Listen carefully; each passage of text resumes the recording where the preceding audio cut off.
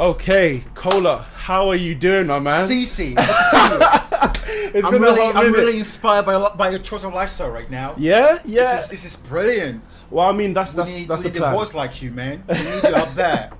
Well, I mean, the whole thing is like, this is supposed to be something where not only can I have my voice, but other people can have their voice as well. Yeah. Because I know you, like, we met when we were doing door to door, right? Door to door. And that was a whole different experience. That was crazy. That's like being in a vortex. Yeah. You don't even realize you're in a vortex. Just like spin on it. Oh, man. Honestly. Until you come out of there and you're like, what just happened? I was quite young when I first went in there. So it was like a whole, like, I got sucked into the cult. It was different. It was different. I won't name any names. Yes. But there were certain people in there that they played with people is just crazy.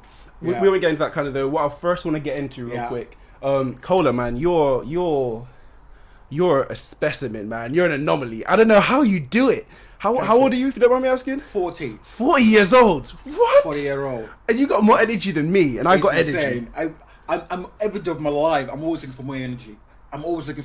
Man. How? That is the game. I think from when I was 17, 19, I was in college. And I was eating a lot of crap food. And I don't realize that it makes me fall asleep in class. I can't read longer. I can't wake up earlier as I want. And being at that time as well, I was part of a Christianity spiritual group, and they value waking up early in the morning, to communicate with your spirit. With God. So at that time, many of the leaders at that time, they're very smart people. They are very active in the world and also very active spiritually, and they're always talking about waking up early in the morning. So that has been stuck in my head. That's one thing that's crazy. I know. What time do you get up, Kola? At this moment, because it changes. It's not like a military. Of course. When I was all through my 20s, I wake up 6 o'clock, 4:30 in the morning. On a regular? 4:30? I used to go for a run in London, 4:30, 4:15 in the morning for an hour and a half, go for a run for from 23 up to 30. I had to go for a run every day. You know what is that baffles me about you? Yeah. Because I feel like a lot of the things that people look at, and like if they saw you and if they knew you like I knew you, they'd be absolutely baffled as well. Yeah. But it's like, it's not that special. And I'm sure you probably realize that as well. Totally. It's just the mindset. It's a mindset. That's the crazy part, man. It is a mindset. How did you get that? Where did it come from? I think it's a choice you have to make at some point in your life. Yeah, that's what I was getting because everybody has suffering. Yeah. Whether that's from family, whether that's situational suffering, whether self-created suffering, everybody has suffering. And you have to make a choice whether you're going to wake up and begin to use your mind, emotion. Because, when people say, may the force be with you, they're not all, or may God be with you. Yeah. They're talking about the power of our human emotions. Yeah. Oh, because I was reading the brain maths thing that you were talking about, bro. We'll get into that in a minute, but brain maths. Yes, bro. Oh my god, that's it. Oh my god. Where did you find it? Did you go to the website or YouTube? So I was a little bit annoyed. I went originally to the website. So I've got I want to get a hardback coming soon. Yeah. As you can tell, I quite enjoy my books. Yes. So I'm getting a hardback coming soon. But I started reading some of the preview. Yes. And the first the epilogue and that. Oh my god. Yeah. It's mad because it's it's something that it makes sense, isn't it?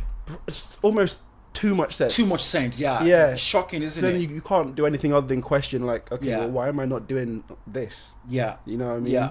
But I wanted to, let's get deep in that, man, because it's all good and well knowing that you're a freak of nature now. You're 40 years old and built I don't know, man. Yeah. All this we see that now. Yeah. But what I'm curious about, what I'm interested in is why people do what they do and how they got to that kind of point. Everybody has a story, and I love hearing people's stories, and I just want to know where it all kind of started.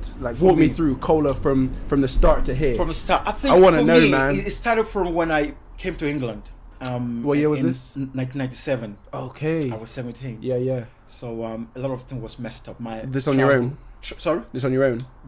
On my own. When I came to meet my stepmom in England and sharing my travel at that time. But my travel was kind of messed up in a way. My travel document was messed up. And that was very annoying. So, and I couldn't get any help at that time. and I couldn't go back to Nigeria. I cannot move forward here as well. Of course. So it was challenging, for a 17-year-old guy. I went to college, went to university. I did my first year in university, but then I dropped out because I couldn't apply for student loans and stuff like that. Yeah. So that was in 2001. A lot of people don't really hear about these kind of things. You only hear about the people that get accepted into university. I know. And I think even my older brother CJ, he fought like hell to get into his university. Yeah. And even then, you know what I mean? Yeah. But it's tough. People never realize, these people go through immigrant, or if you come to England, you can go through it. And even if you come to England with everything, you have your stay and settlement in the country. It's very expensive.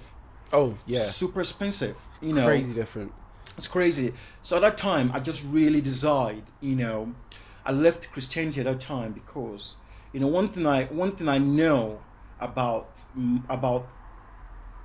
suffering is that the suffering that we all deal with is personal to us.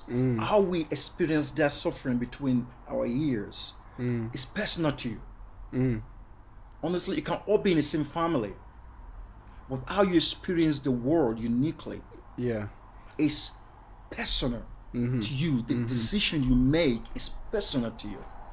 It's shocking, which is why you can have people grow up in the same family and become different people. 100%. Again, me and CJ, the perfect example. Different people, isn't it? Couldn't be more different. Absolutely. Yeah. So how you experience the world, and the key things is to just be curious about everybody's experience. And the main understanding is that we all share the same nervous system. Yeah. We all share the same like nervous a joint system. kind of. Yeah. So, and the way the nervous system works, and the way I decide to start changing my life at that moment, my experience, my internet experience at that time, is to start running. I started changing my diet. I was changing my health. I was reading a book called Divine Health by a doctor around 1999. I stopped eating KFC. I stopped eating McDonald's. Oh, that's a big one. I stopped drinking fizzy drinks. Oh, I did do that for like about, I think it's like 6 months, and the difference is we know the difference. Oh my! Because you start waking up earlier. Waking up. Your body start waking up earlier. It processes everything. And that's what I noticed actually. I start waking up earlier to go for a run. I start waking up early. I start doing meditation. I start spending more time in meditation because now all those hormones that are driven, that are being messed up by all those chemicals, all those food.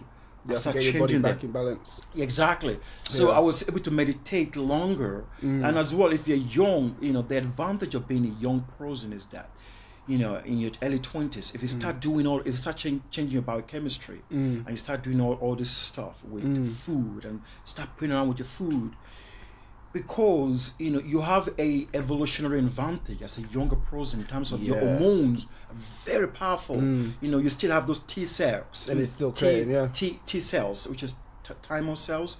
They still have them, which is the wellspring of youths. You still have them, so they're still giving you all those energy, all those. So the quicker you're able to, you can be more disciplined. Yeah. If you choose to. Yes, this is the one now. You can be more disciplined if you choose to, which is why, when you start changing your diet, and it really helps because you cannot fight your biology. Yeah. So the quicker you get into your biology, the quicker you get on the side of your biology by changing your biochemistry, your food, your water, the light you consume, your circadian rhythm, the time you go to bed, the time you wake up, it just changes you. You have more energy. You are on the side of your biology because you're not your biology wants to support you.